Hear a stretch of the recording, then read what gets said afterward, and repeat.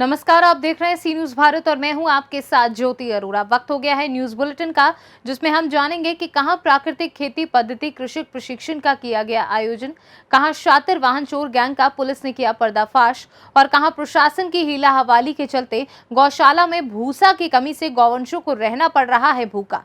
इन तमाम खबरों को जानेंगे विस्तार से, तो आइए निगाह डालते हैं इस वक्त की बड़ी खबरों पे।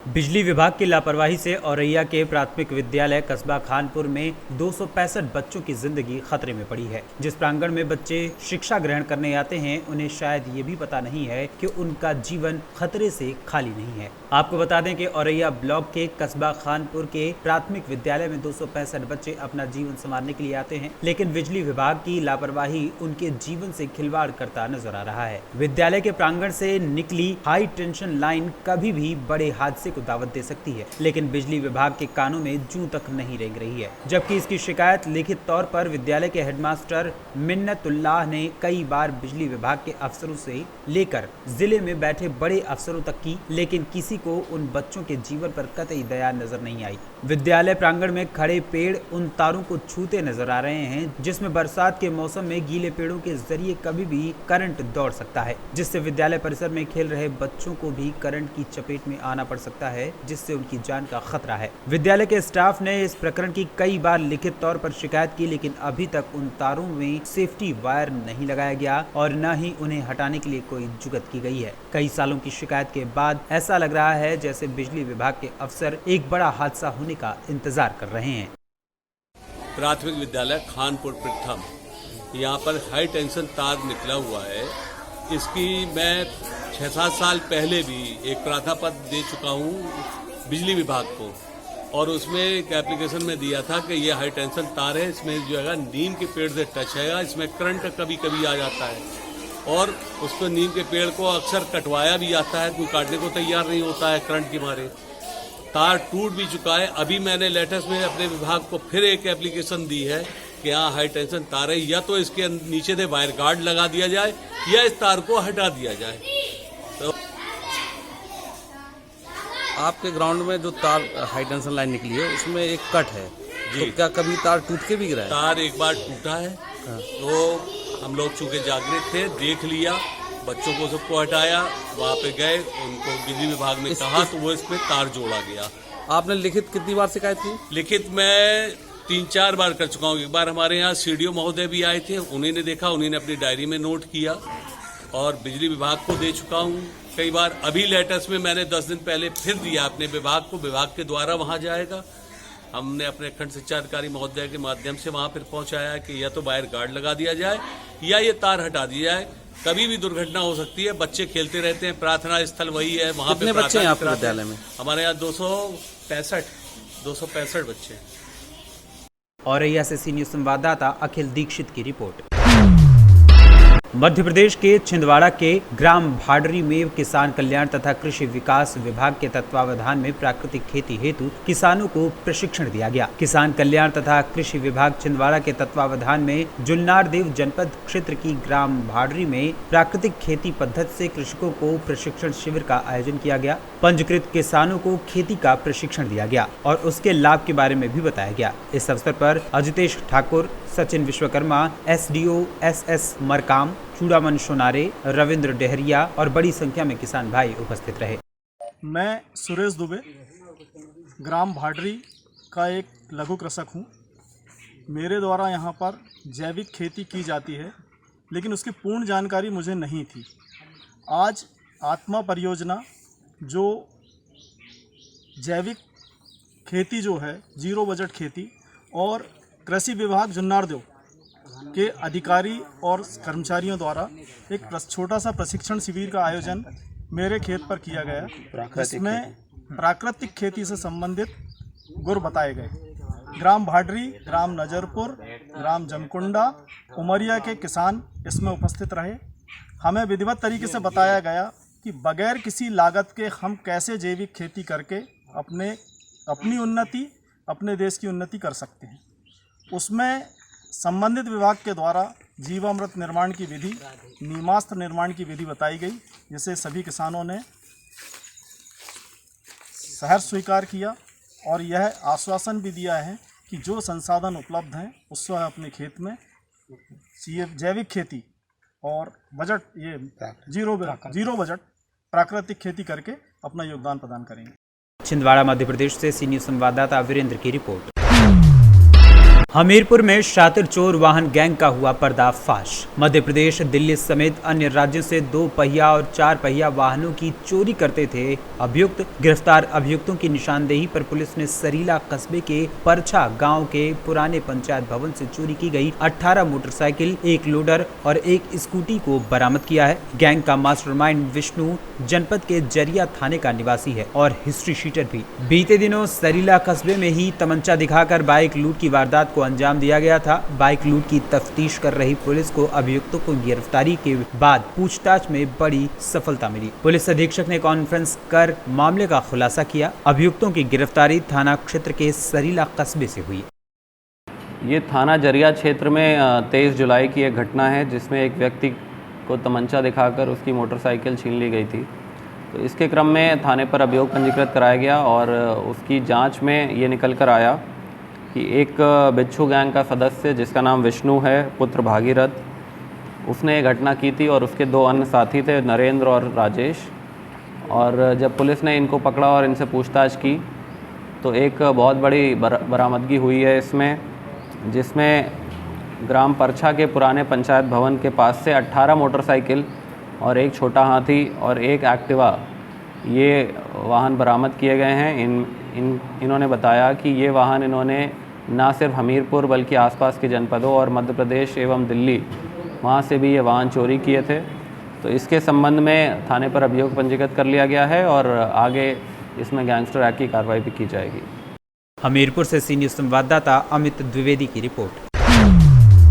हमीरपुर पुलिस को एक बड़ी कामयाबी मिली। पुलिस ने अवैध असलहा फैक्ट्री का भंडाफोड़ किया। मौके से 10 निर्मित और अर्धनिर्मित असलहे बरामद हुए। बरामद माल में 1 अदद राइफल 315 बोर, 2 तमंचा 315 बोर, 2 तमंचा 12 बोर, 4 अर्धनिर्मित तमंचा व 1 दर्जन जिंदा कारतूस भी बरामद हुए। मुखबिर की सूचना के आधार पर देर रात पुलिस ने अभियुक्त राकेश सिंह के ट्यूबवेल में दबिश दी थी। राकेश सिंह पर पहले भी 1 दर्जन से अधिक संगीन धाराओं में मुकदमे पंजीकृत हैं। पुलिस अधीक्षक ने प्रेस कॉन्फ्रेंस कर मामले का खुलासा किया।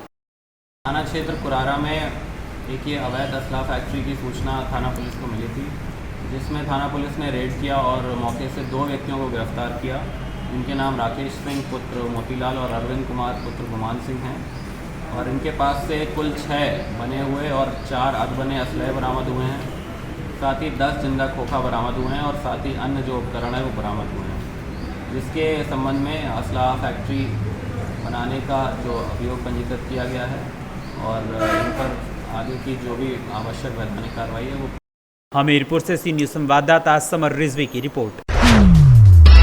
रायबरेली के विकासखंड सतांव की ग्राम पंचायत मलिक मऊ चौबारा में पूरे रत्ते स्थित गौशाला में लगभग 150 गौवंश की क्षमता वाले गौशाला में लगभग 250 से 300 के बीच गौवंश भूसे की कमी के चलते भूख से तड़प रहे हैं। वहीं गौशाला में कार्य करने वाले श्रमिक अपनी रोजमर्रा की जिंदगी से प्रभावित हो चुके हैं, क्योंकि पिछले 9 माह से गौशाला में अभी तक किसी प्रकार का कोई भुगतान नहीं हुआ है, जिसके चलते गौशाला में कार्य करने वाले श्रमिक आने वाले दिनों में भूखमरी की कगार पर पहुंच जाएंगे। इसका जिम्मेदार कहीं न कहीं प्रशासन ही है। पूरी तरीके से प्रशासन की ढीला हवाली के चलते ही आज तक भुगतान नहीं हो सका है। औचक निरीक्षण करने आए नायब तहसीलदार ने गौशाला में विभिन्न प्रकार की जांच पड़ताल की। गौशाला में तहसीलदार ब्रजेश सिंह ने बारीकियों के साथ जायजा लेते हुए मीडिया से रूबरू होते हुए बताया कि शासन द्वारा जल्द ही इन सभी समस्याओं से निजात दिलाया जाएगा। वहीं सवाल ये भी होता है कि क्या 9 महीने से प्रशासन हाथ में हाथ धरे बैठा है? आखिर कौन सी रोटियां सेक रहा है प्रशासन, जिसके चलते गौशाला का भुगतान आज तक नहीं हो पाया। रायबरेली से सी न्यूज़ संवाददाता आशीष की रिपोर्ट।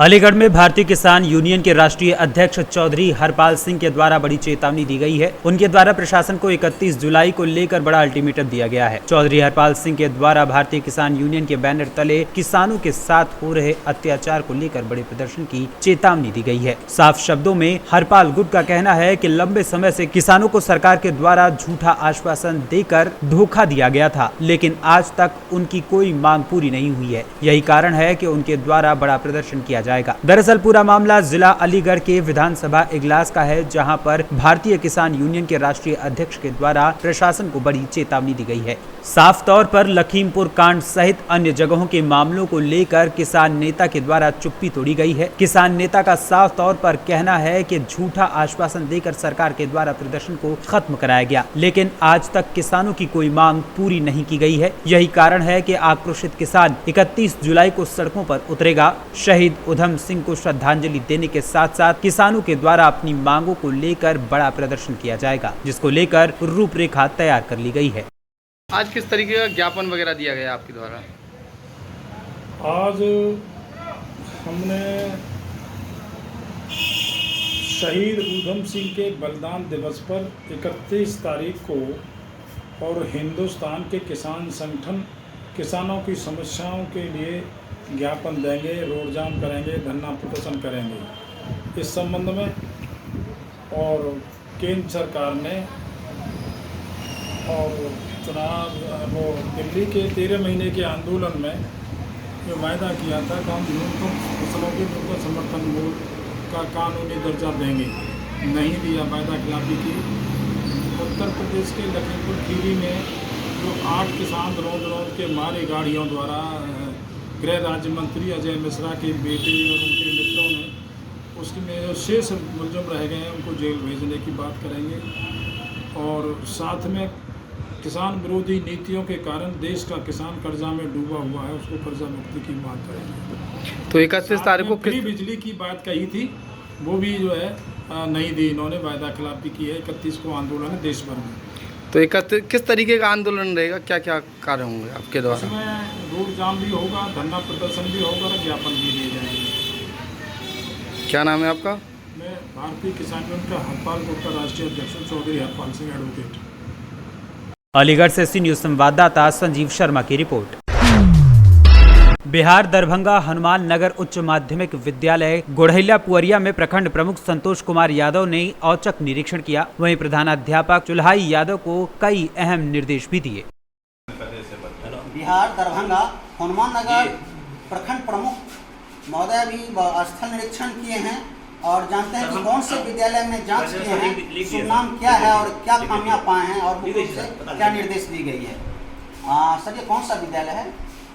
ये जो है मखनाही विद्यालय है, प्राथमिक विद्यालय मध्य विद्यालय। इसमें हमने आज प्रधानाध्यापक से मिलकर जो सबका निरीक्षण किए हैं, इसमें बहुत सारा अनियमितता पाया गया है। अनियमितता में जो है हमने उनको निर्देश दिया है जो शिक्षा व्यवस्था को आप दुरुस्त कीजिए, विद्यार्थी को शिष्टाचार लाइए और पढ़ाई में हर समय जो है देखते हुए इनको करवाइए। आपका सर शुभ नाम? संतोष कुमार यादव। और मुख्य रूप से किसी प्रकार का निर्देश दिया गया? दिए हैं साफ सफाई पूरा स्कूल में करवावे और गार्जियन मीटिंग सप्ताह में एक बार रखें और जो भी पढ़ाई हुआ है उसको गार्जियन को बतावे ये क्या क्या हम पढ़ाएं। बिहार से सी न्यूज संवाददाता राहुल कुमार सिंह की रिपोर्ट। इटावा के ताका क्षेत्र उसराहार के अंतर्गत आगरा लखनऊ एक्सप्रेस वे के चैनल नंबर 123 पर सुबह करीब 4:45 पर एक मोटरसाइकिल डिवाइडर से टकरा गई, जिसमें एक व्यक्ति घायल हुआ तथा दूसरे व्यक्ति की मौत हो गई। HF डीलक्स जिसका नंबर UP 81 CD 4419 है, उसके सवार प्रकाश निवासी जहालीपुर थाना वॉल्टरगंज जिला बस्ती उम्र 35 वर्ष है। राम स्वरूप जिला बस्ती उम्र करीब 30 वर्ष निवासी मनवा थाना गंज पलवल से बस्ती जा रहे थे। तभी अचानक झपकी लगने के कारण मोटरसाइकिल डिवाइडर से टकरा गई, जिसमें दोनों सवार गंभीर रूप से घायल हो गए। सूचना पाकर मौके पर पहुंची उसराहार थाना पुलिस ने दोनों को एम्बुलेंस की सहायता से सैफई PGI के लिए भेजा, जिसमें प्रकाश की मृत्यु हो गई तथा दूसरा गंभीर रूप से घायल है। घटना की सूचना पुलिस ने परिजनों को दी है। इटावा से सी न्यूज संवाददाता नितेश की रिपोर्ट। लखीमपुर खीरी के गोला गोकर्ण नाथ शिव मंदिर को सभी लोग बखूबी जानते हैं। ये विख्यात है, जो छोटी काशी के नाम से भी जाना जाता है। ये रेलवे स्टेशन से लगभग 200 मीटर की दूरी पर स्थित है। शिव जी का ये मंदिर दूर दूर तक विख्यात है। भक्तों का मानना है कि जो भी भक्त यहाँ सच्चे दिल से शिव जी की प्रार्थना करते हैं और उनका दर्शन करते हैं, उनकी मनोकामना पूर्ण होती है। यहाँ पर चैत और सावन माह में मेले का आयोजन भी होता है। श्रावण मास में श्रद्धालुओं और कांवड़ियों की काफी तादाद में भीड़ लगी रहती है।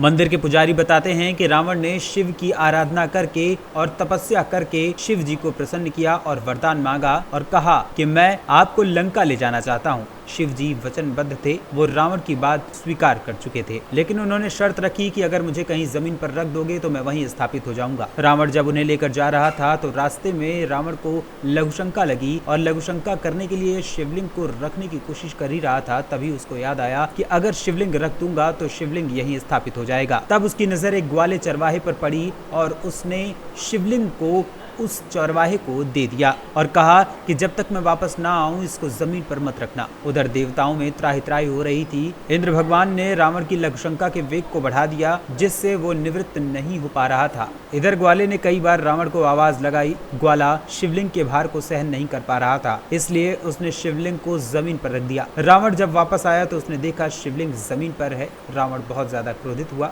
ग्वाले को मारने के लिए दौड़ा। ग्वाला वहां से भागता हुआ गया और कुछ दूरी पर जाने के बाद एक कुएं में गिर गया, जिसकी वजह से उसकी मृत्यु हो गई। रावण को इससे बहुत क्रोध आया। उसने शिवलिंग को उठाने के लिए बहुत प्रयास किया, पर शिवलिंग हिला तक नहीं। रावण को क्रोध आया और उसने अपने अंगूठे के बल से शिवलिंग को नीचे धंसा दिया और रावण वहां से लंका को चला गया। आज भी शिवलिंग में अंगूठे का निशान है। भक्तों का मानना है कि यह वही शिवलिंग है जिसको रावण ने अपने अंगूठे के बल से जमीन में धंसाया था। इसीलिए वहाँ पे सावन के लास्ट महीने में भूतनाथ का मेला लगता है और छोटी काशी गोरखनाथ में 1 मास का यहाँ भी मेला लगता है। जो मास्टर यहाँ पूजा करने के बाद भूतनाथ का जो मंदिर होता है वहाँ भी पूजा करता है, उनकी मनोकामना पूर्ण होती है। ऐसा ऐसा सत्य। अच्छा, यहाँ के कुछ लोग बताते हैं यहाँ जो शिवलिंग है 2 से 2.5 मीटर बिल्कुल नीचे है। हाँ, इसके लिए क्या रावण ने यहाँ बहुत भरसक प्रयास लगा दी, पूरी ताकत लगा दी, पूरी बाजों का पूरा ताकत लगा दिया, उठाने पे मजबूर हो गया। तब उसको अपार क्रोध करके अंगूठे से सर पे दबा दिया और कहा कि अब तुम नहीं जाना चाहते हो लंका, तो अब यहीं पे तुम जरा सही हो जाओ, यहीं बैठ जाओ, हम नहीं ले चलेंगे। इसीलिए सर में गड्ढा है, इसीलिए गड्ढे वाले कहा जाता है। गड्ढे वाले बाबा भी बोलते हैं, चंद्रभान बाबा भी कहते हैं। लखीमपुर से सी न्यूज़ संवाददाता रामेश्वर की रिपोर्ट। झालावाड़ के अकलेरा के फिजिशियन के सेवानिवृत्त हो जाने के बाद काफी समय से व्यवस्था लड़खड़ा रही थी, जिसे अब आखिरकार सहारा मिल ही गया। अकलेरा कस्बे के सरकारी अस्पताल में फिजिशियन डॉक्टर सतीश पारीक के सेवानिवृत्त होने के बाद अस्पताल में काफी समय से फिजिशियन का पद खाली चल रहा था, जिसके चलते अस्पताल में आने वाले मरीजों को इलाज के लिए काफी परेशानी का सामना करना पड़ रहा था। वहीं चिकित्सा विभाग के द्वारा आदेश जारी करने के बाद स्थानीय अस्पताल में फिजिशियन डॉक्टर राम अवतार शर्मा ने गुरुवार को अपना पदभार ग्रहण किया, जिसके चलते अस्पताल में आने वाले मरीजों को अब इलाज के लिए परेशान नहीं होना पड़ेगा और उनका इलाज अब आसानी से हो सकेगा। झालावाड़ राजस्थान से सी न्यूज़ संवाददाता भगवान सिंह की रिपोर्ट। फिलहाल इस न्यूज बुलेटिन में बस इतना ही। देश और दुनिया की बाकी खबरों के लिए आप देखते रहिए सी न्यूज़ भारत।